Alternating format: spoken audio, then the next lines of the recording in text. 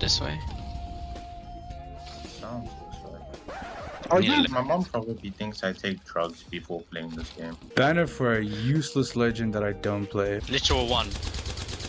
Hey everyone, Thornton Smash here, and a lot of you are probably like, whoa, that doesn't look like snowboarding or a mountain backdrop, and that's right, that's because I'm in Chicago for the holidays, enjoying Thanksgiving, and I hope you guys are as well. But today we're going to be talking about, well, Black Friday sale, heirlooms, and Apex Legends, and what the whole practice seems to be going forward in the future. We're going to go over all of that. We're also going to go ahead and give out one of the upcoming Bloodhound Heirloom recolors. All you got to do is like, comment, subscribe. You guys know the drill. Without further ado, let's jump into today's topic. There is one thing that Apex Legends has always kind of struggled with, and it's always been a very curious case of whether or not it is Respawn or EA in charge of this, but to basically explain it, it is going to be microtransactions. Respawn has from the very beginning, and these are literally quotes from 2019 when the game released, has been very defensive about it, saying that they were incredibly generous with the amount of free stuff we give out, including legendary skins. Yes, there is a price point for any product that the market will bear, and we're definitely in the neighborhood with other games. Although I think that even though they may have thought of that in 2019, that is very obviously no longer the case. It wasn't really helped also that right after he made that statement, he made another comment saying there is a wealth of data available on how monetization works in free-to-play games, and we ourselves have run tests by putting skins on sales in the store. Meaning that yes, we are being tested on. The amount of people who spend is crazy low. Most of y'all are freeloaders, and we love that. And a change in price doesn't move the needle. They did catch a lot of flack from that move the needle comment. Now there are two things that I want to go over. The first one is in his first comment saying that the price point for any product that the market will bear, and we're definitely in the neighborhood with other games,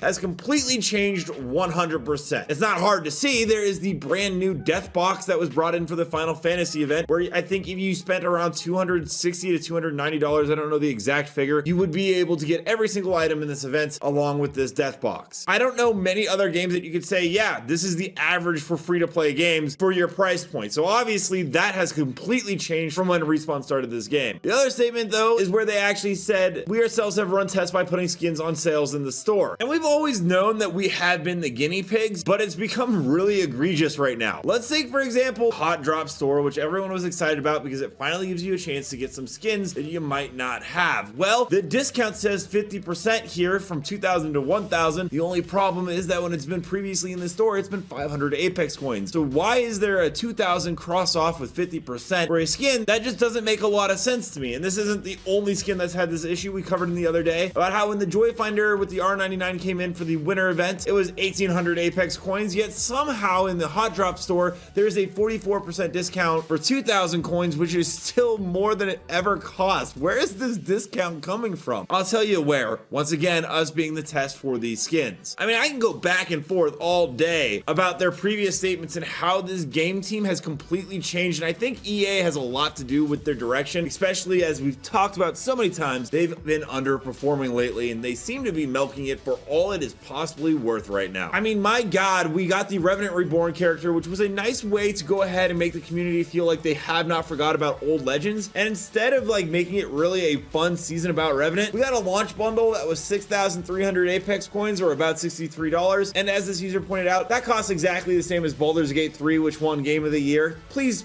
someone just... I don't care how much you want to sit here and say, well, it's a free-to-play game. I don't care how much you want to make that argument that it's free-to-play. This is egregious, and it shows a clear lack of how they view their player base. Whereas Baldur's Gate will put in the time and craft to sell you a $63 product that is absolutely amazing from every single aspect. And we hear this all the time from Respawn about, well, vote with your wallet. Like, for instance, when we got the reactive Peacekeeper skin, the Jadeite Retribution, and they said a very simple statement, there won't be another reward for a collection event like the Peacekeeper. We learned some lessons. You won't see that reward again. I can pretty much guarantee that. The intent is always to do something players enjoy and see value in. Definitely not trying to upset anyone. And I'm going to be perfectly honest, that is about the most PR answer you could give, which wouldn't be a problem, but you've continued to do stuff like this, like with the Hot Drop Store, recolor events, Revenant Reborn bundles costing more than a AAA title that won Game of the Year, a brand new death box. Like honestly, how can you sit there and say you learned your lesson from the Jadeite recolor, but then offer a death box skin for almost double the price of of what the Jadeite Retribution was. And you know what? I will go ahead and say this right now. It's a free-to-play game, just like that person I referenced earlier is gonna say. So you don't have to spend money on it, and I get it. But if you're gonna charge this much for this many cosmetics, this article points out something very, very important, where it states the game routinely receives content patches, but over the game's lifespan, these patches have shifted away from bug fixes and quality of life improvements. Many Apex fans point to the patches at the end of 2022 as being particularly laden with purchasable bundles, cosmetic items, and gifting mechanics. Which is true. When we look at ranked issues that we've known about since September, we still have posts in 2024 about how the heat shields are a busted mechanic in the game. Yet all I'm saying is if you want to laden your game with expensive microtransactions and abuse the wallets of the customers who play your game every day, start providing those customers with some of the features that they have been asking for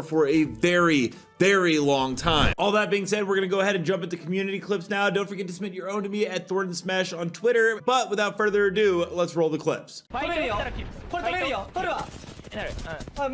want to point out Mirage Octane Valk. Watch this clip. It is the best play in BLGS history so far.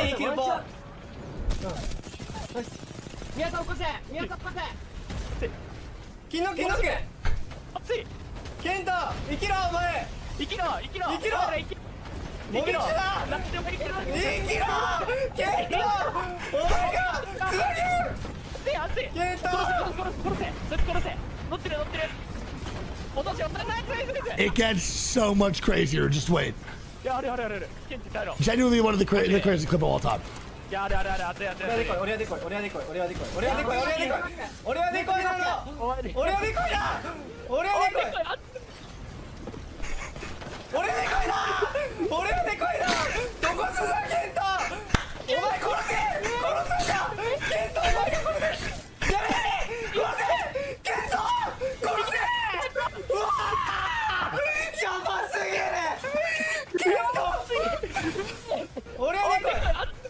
The emote is insane.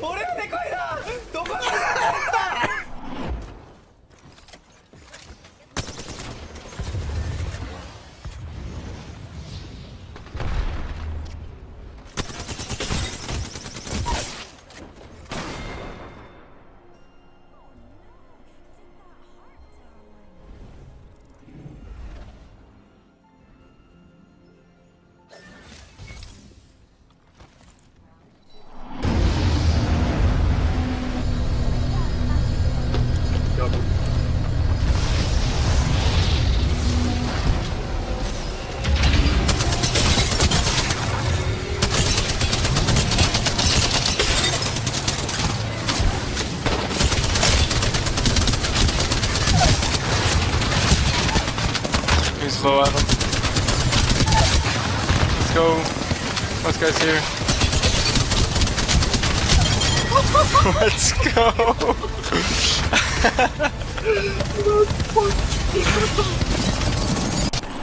Ready, set, go.